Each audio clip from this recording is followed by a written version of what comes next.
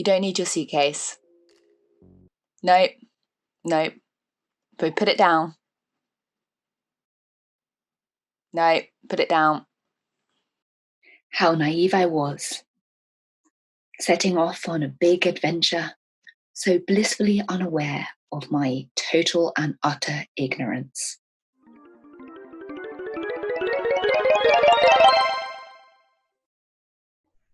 Tokyo Survival Channel challenged me to travel around the world without leaving Tokyo, to travel through taste. My mission was to get takeout from 5 continents on 5 different nights. Little did I know, this mission was to profoundly change my view of Tokyo and profoundly change my view of myself.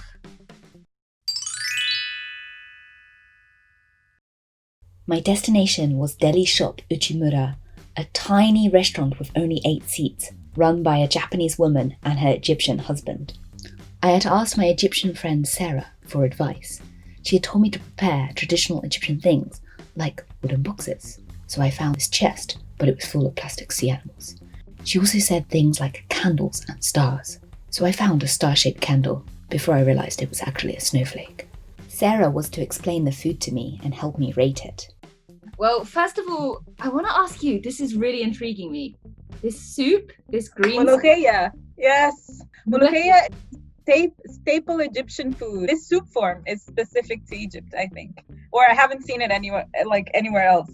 Every true Egyptian kids, this is like their favorite meal. Most people who have not seen it before are a bit suspicious of it. So please, in Egypt we say Belhana welshefa. Very good. Welshefa.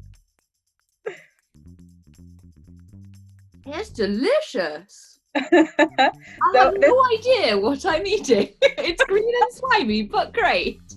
Molokhia is sometimes called Egyptian spinach, although that offends Egyptians, says Sarah.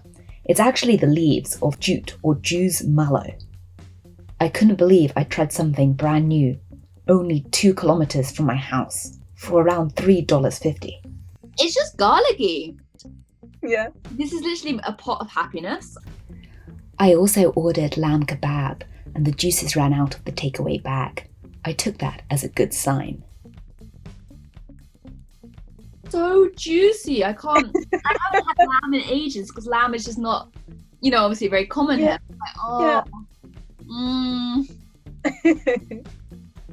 Next, I tried masa, a baked aubergine dish with tomatoes and green peppers. I finished off with a classic falafel pita, and Sarah was pleased to note that the falafel were green inside, meaning they were made with fava beans, not chickpeas, and therefore were truly Egyptian. I don't know if you can see me. I've just reheated this mac and cheese. And listen. It's sizzling! I stopped by Soul Food House down in Zabujuban. It's run by David and Latonya, who serve up Southern and Cajun cuisine. Their food and friendliness is legendary. Looking at their menu, I realised I was out of my depth. There were many mysterious things, like biscuits for breakfast. Fortunately, I'd convinced this trustworthy-looking man from Georgia to be my expert. Aren't you impressed with my background? Look at my wonderful... I was trying to figure out, were you at like Elcott's Rock or something? Elcott's Rock? It's not a famous place. I literally just Googled famous sites of Georgia where you're from, and you don't know where I am? Yeah, I have no fucking idea what the thing is behind you. 100%. It said Lookout Mountain.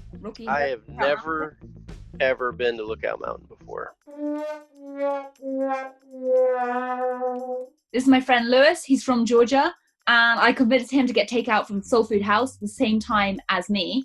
And we've got cornbread.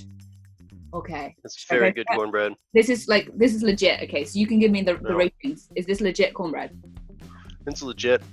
Sometimes cornbread can be like really dry and it sticks to your mouth, or it doesn't have like a sweet thing, or like you pick it up and it just crumbles in your hand. And this one's not doing any of that. So I just want to ask about Southern culture. Like, do you just normally eat with this plastic fork here? You're using utensils? How am I supposed to eat this steak? With your fucking hands. I duly obeyed, although I suspected this wasn't Southern culture. country fried steak is a piece of tenderized beef covered in floury, peppery batter and fried like it would be fried chicken. It comes with a cream gravy and mashed potatoes, and it's very, very good. It made me wonder, why have I never had steak like this before? I'm very satisfied with that meal. What's that like traveling? It reminds me of Minnie's. This is this place. It's like a southern style place that you would go for lunch. It was like one of those almost like cafeteria style. So you have a tray and there's like these different food things that are made every day that you get. The cakes though, they always had these like fresh made like pudding pies. As Lewis's voice drifts off into nostalgia, I continue to plough through a dangerously delicious macaroni cheese. I take all of this to be a good sign that Soul Food House is. It's legit. Legit? Mm-hmm. Evening. I'm in India. Amazing. We have the Taj Mahal behind me. I forgot my hair flowers. Confusing it. It kind of matches the Taj Mahal, actually. That was deliberate. So why have I chosen to go to India? Well, it certainly wasn't for your dancing. I thought it would be interesting to compare with British Indian food, but I hadn't eaten that much because my father had poisoned me with takeaway when I was 7, and that put me off for some time.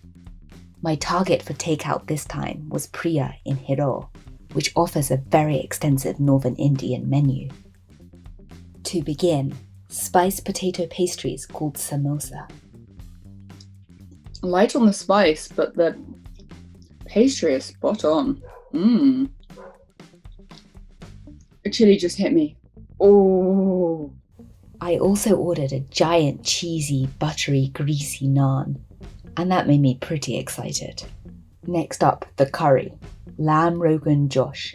Braised lamb chunks cooked with gravy based on browned onion, yogurt, spices and herbs. The flavours were more complex and deep than the average Indian restaurant in Tokyo, but they took a while to build. I feel like it's slightly sweeter that you get in the UK, which is not surprising because curry in Japan always tends to be sweet. Since I had never been to India, I decided to call on my friend Mia, who has lived all over the world. I knew she would have some strong opinions on Indian food. Very strong opinion. Oh, what did you make of Indian food in the UK? Indian food in the UK is the disgraced nephew of Indian food worldwide. She tempered her comments a little. She said, as expected, that Indian food had been moderated for milder British tastes, but then she said something that made me a little bit happy. Indian food in the UK is probably the best I've had outside of India, maybe aside from Hong Kong. I was getting worried what she'd think of my sinful cheese naan, but she said that innovations were becoming common in India and worldwide. She'd recently had truffle naan and even bacon and blue cheese naan. She scrutinised a picture of the curry. It looks a bit oily, she said. So if it has like a good heat level, feels sort of complex, not like heavy, then I think I would sort of categorize it as authentic. And if the meat is very tender. That admittedly was a problem. And I'd saved the chewiest looking piece till last. It's going to be a bit of a mission, like. I can't believe how. Oh no. So I ended my trip to India dreaming of the Egyptian lamb I'd had 2 days before. Well, this is the trippiest thing ever. Machu Picchu, the secrets of that Incan civilization. The secret is, it's actually all just food. Fancy that. I had spent 1 month in Peru, so I was familiar with its cuisine. In fact, I knew it to be a gastronomic paradise. I had arrived in Lima the day before the Mistura Food Festival, the largest in the whole of Latin America. Dinner was from Aldo in Minami Aoyama. Aldo was born in Peru and his grandfather was third-generation Japanese out there. He recreates the recipes he learned from his grandmother and mother. I couldn't decide what to order, so he made me a special bento with 2 of my favourite dishes. So here I have lomo saltado, and this is a classic Peruvian dish of strips of beef, potatoes, tomatoes, onions, stir-fried with soy sauce, vinegar, usually served with rice. Here is my rice. Originated from Chinese immigration to Peru, part of that cuisine. And I ate a lot of this. This is like a standard menu on like a homey Peruvian restaurant menu.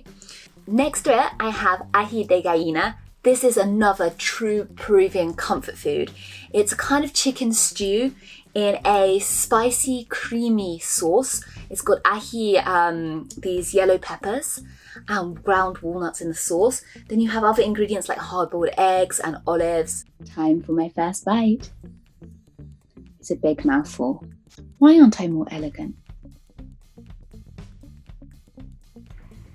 I think my facial expression says enough, but it was the perfect balance of mild spiciness, creaminess and nuttiness, with a lot of garlic.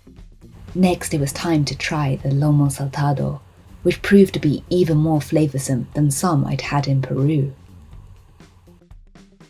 I want a whole plate of the potatoes. Bonjour, je m'appelle Pheebz et je ne veux parler en français. Hello, and I'm Phoebe, and I can't really speak French because I forgot it all, so that was about it, which is just as well because my accent sucks. However, look, I'm in France, I'm dressed a little bit fancy, I have the Eiffel Tower behind me here, and I have a Michelin star lunch that I took out. Oh my god! As a bid to truly travel through taste, or perhaps as an excuse for extravagance, I headed to the 1 Michelin star Chez Olivier in Ichigaya to take out a 3-course menu, priced at nearly $50. I began with smoked salmon and vegetables terrine, cottage cheese and herbs cream. Oh, that is beautiful. Slightly tangy, vegetable flavours, but the salmon's got that smokiness, but it's very light, it's well balanced, and it just kind of envelops it. Of course, texturally, it's also spot on.